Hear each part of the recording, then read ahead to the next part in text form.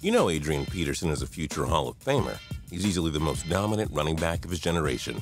The running back position in the NFL isn't as great as it was from the 60s to the mid-2000s. The NFL has transitioned to a more pass-happy game. Of course, some star running backs still exist, but these 8 running backs were believed to be stars when they really aren't. I'm Justin Fraction, and today we dive into the NFL's 8 most overrated running backs. We do hope you enjoy this video, and if you do, feel free to hit the subscribe button down below. Number 8, TJ Yeldon. The 23-year-old appeared to be on the verge of something special in 2016 when he rushed for 740 yards on 182 carries with a pair of rushing touchdowns. Big things were expected for the second-year RB, but 2016 has shown he's overrated. Blake Bortles has regressed strongly after a promising 2015 season. Yeldon has proven he can't carry the offense if Bortles is struggling. He's only good when defenses are more focused on the pass. Yeldon fell well short of matching his 2015 season, when many thought he would build off of it. Number 7, Chris Ivory. Hey, look, another overrated Jaguars running back.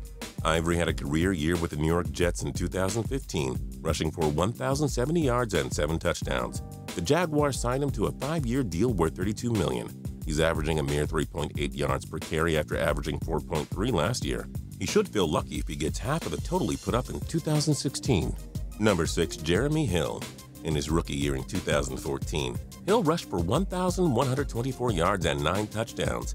Ever since that, it's been downhill for Jeremy. See what we did there. Hill has struggled to win the backfield from Giovanni Bernard. He had 794 rushing yards in 2015. And in case you're wondering, he did have one more rushing attempt in 2015 than 2014. That's quite the drop-off. Given the success of Bernard, it's clear the Bengals' offensive line deserves credit for Hill's amazing rookie season. But until he shows consistency, he's on the overrated side. Number 5, Thomas Rawls. With Marshawn Lynch injured for most of the 2015 season, Rawls relished the starter's role in the Seattle Seahawks backfield. As a rookie, he had 830 yards and 4 touchdowns, averaging an incredible 5.6 yards per carry. After missing the final 3 games of 2015 with a fractured ankle, he was hit with the injury bug once again in 2016, spending several weeks on the sideline after suffering a fractured fibula in just the 2nd week of the season. When Rawls has played in 2016, he struggled with consistency. Until that changes, he'll still be overrated to us. Number 4, Eddie Lacy. Lacy has rushed for over 1,000 yards in each of his first 2 seasons. He had 20 total rushing touchdowns over that span as well. 2015 was a huge letdown, however. His well-documented weight gain caused Lacy to rush for just 758 yards and 3 touchdowns. He showed signs of returning to form in 2016, but injuries prevented us from seeing it completely, so for now, consider Lacy overrated. Number 3, Latavius Murray. Murray's 1,066 rushing yards and 6 touchdowns in 2015 impressed many, but it took him 266 rushing attempts to get to that mark. That's an unimpressive average of 4 yards per carry, and he was carrying an identical average of 4 yards per carry through his first 11 games of 2016. 4 yards per carry may not seem that bad until you remember that he runs behind one of the best offensive lines in football. Number 2, CJ Anderson. Anderson showed incredible promise in 2014. Winning the starter's job halfway through the season, he finished with 849 rushing yards and 8 touchdowns. He was supposed to be the next big thing. He was on again, off again in 2015. He had 720 rushing yards and 5 touchdowns, but didn't come close to his 2014 totals with a full season in the starting role.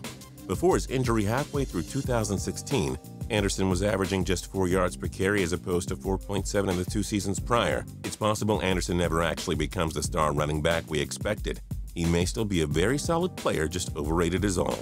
And number 1, Jamaal Charles. A pair of torn ACL injuries and a knee injury in 2016 mean we won't ever see the full potential of Charles. Here's the thing, he's not overrated based on his career accomplishments. He's overrated now. Charles is just a household name at this point. We've seen Sharkandrick West and Spencer Ware flourish in Kansas City's rushing game. It's a system where any running back can succeed. Charles has made a case to be in Canton, but at this point of his career, he's no longer a star. Don't let his past success make you think otherwise. Which other NFL running backs do you think are overrated? Join us in the comments below. If you liked this video and learned a thing or two, clicking the like button helps us out a ton and we appreciate it. If this is your first time coming around to Total Pro Sports though, subscribing is a great idea because we put out videos like this every single day. But as always, thanks for watching and we'll see you guys next time.